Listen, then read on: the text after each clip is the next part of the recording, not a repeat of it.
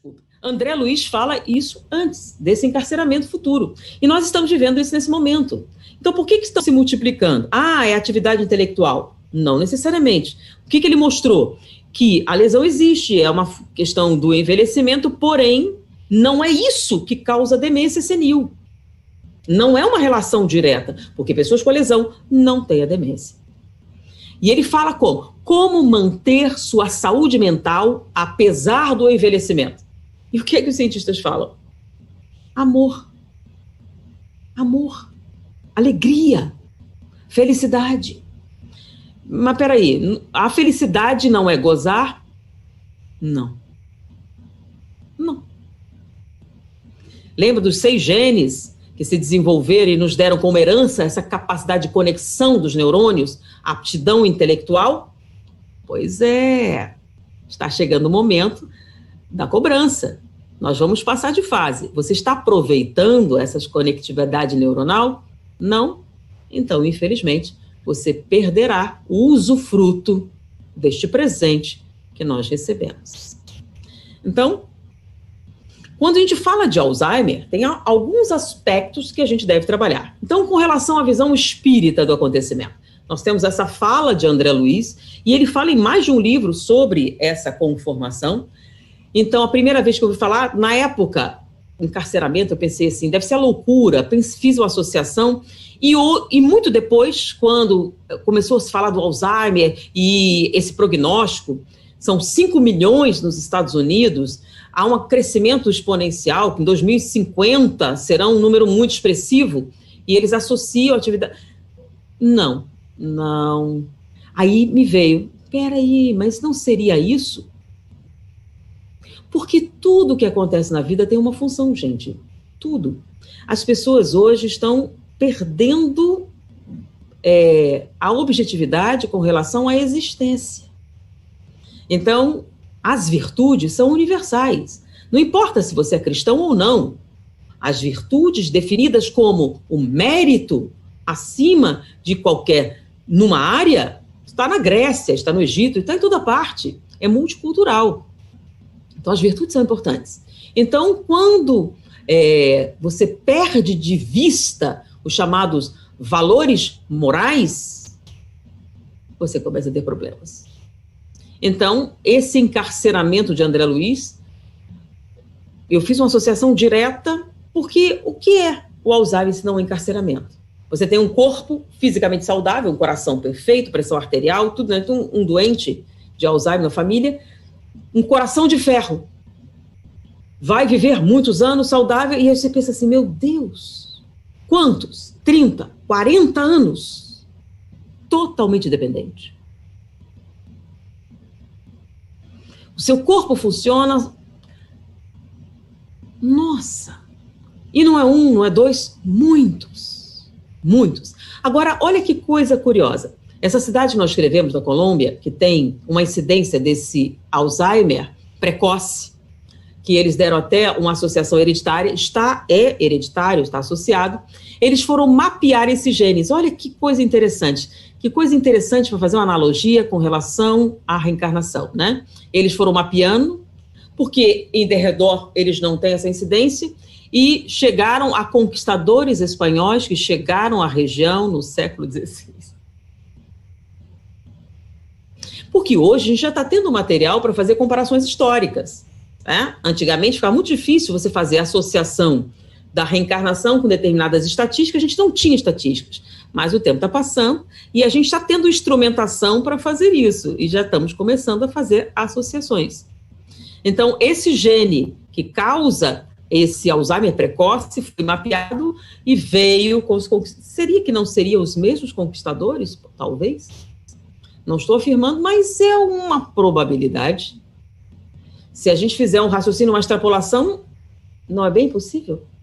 A conquista, o extermínio, a brutalidade, a violência. E se você não muda o que você valoriza, então pensa bem. Homens chegam numa região que produziu obras de artes extraordinárias, cultura, informação, o único objetivo, destrói tudo, atrás apenas de riquezas materiais. Você não acha que em algum momento da sua existência você vai ter que devolver ao universo aquilo que você tirou e que não lhe pertencia? Não é uma questão de castigo, é uma questão de causa e efeito. Porque toda nossa atitude tem uma resposta. Então, se a gente coloca a luz da reencarnação, a luz das informações espirituais, não é tão difícil a gente avaliar o significado e o prognóstico. Agora, uma coisa que eu digo, que o Alzheimer não é o que causa a perda de memória. Afinal, é uma memória que talvez você não possua. Porque aquilo que é seu, ninguém tira. O que faz parte de você. Então, quando eu vejo algumas pessoas, mas não está no perispírito? Sim, se não está nem no presente, quanto mais no perispírito. Então, o seu diploma de 2º grau está no perispírito? Porque se estiver no perispírito, volta na próxima encarnação. Então, na próxima encarnação, você já sabe, sabendo resolver a equação de 2º grau. É um fato. Se a gente raciocinar, que eu vi as pessoas explicando, qual é a explicação para esse supergênio? Ah, é reencarnação. Como a reencarnação? Não, você estudou muita matemática da encarnação, você já nasce sabendo. Sério? O que você nasceu sabendo? Nada. Não estudou nada na tua encarnação? A gente estudou muita coisa. Mas o problema não é estudar. O problema é aprender. Então, você aprendeu? E a gente aprende como? Quando ama. Não é engraçado? As pessoas sempre criaram uma dicotomia muito grande, né? Amor é uma coisa, conhecimento é outra. Inclusive, existe um preconceito enorme com relação ao conhecimento, né? Ah, não, se aprende muito, fica muito frio. Mas peraí, o oposto de racional não é frio, né? Qual é o oposto de racional? Irracional. O oposto de frio é o quê? Emotivo. Então, você pode ser racional e emotivo, e você pode ser racional e pouco emotivo. Agora, um irracional emotivo, hein? É um psicopata assassino. Vamos entender. Então, a racionalidade não tem nada a ver com emoção.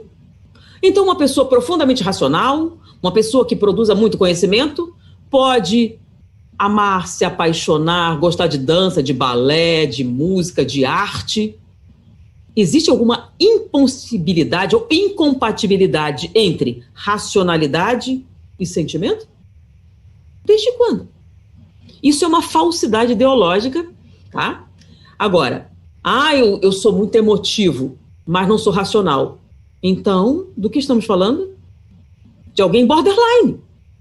De alguém capaz de agressividade, porque não raciocina, não pensa antes de fazer as coisas. E quando você não pensa antes de fazer as coisas, faz errado. Com muito amor. E a gente tem aquele ditado, de boas intenções. Por que a gente completa assim? Porque é um fato. Então, não existe incompatibilidade entre racionalidade e emotividade.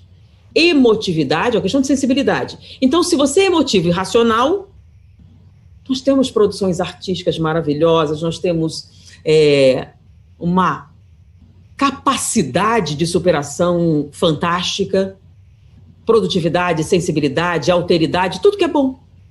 Agora, amor sem racionalidade, quantos erros terríveis. E racionalidade sem amor, não precisa nem falar porque não existe. Racionalidade sem amor não permanece, conhecimento não permanece. Ah, mas peraí, tem gente má. Olha só, não confunda, tá? Amor ao conhecimento. Então você pode amar a ciência e odiar a humanidade, mas ainda há amor, porque sempre existe amor a alguma coisa. Quando você expande amor, mas o negócio é que quando você começa a amar o conhecimento, fatalmente você começa a ver o quê? A beleza por trás disso. E quanto mais você mergulha nisso, você acaba questionando de onde vem essa simetria? De onde surge essa beleza? E você começa a questionar o quê? O ser, o imanente, aquilo que vem, de onde vem? Qual é o objetivo da filosofia? A filosofia é uma indagação sistemática, então, mas por quê? Mas por quê? Você quer saber o quê? Por quê? Só que todo filósofo procura o porquê final. Você vai por quê, mas por quê, mas por quê? E, teoricamente, você chegaria ao porquê final, que seria a razão por trás de todas as coisas.